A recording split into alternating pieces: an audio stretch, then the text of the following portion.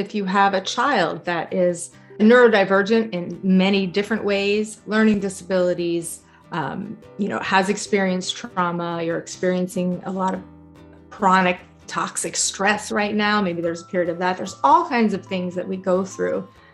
that prevent us from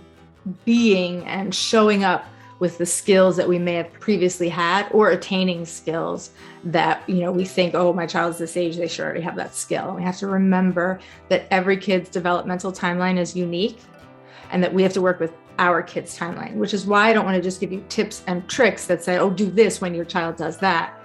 I want to show us how to really remember how to think differently so that we can go in there and have the tolerance to support them and the knowledge to know what skill they're actually working on.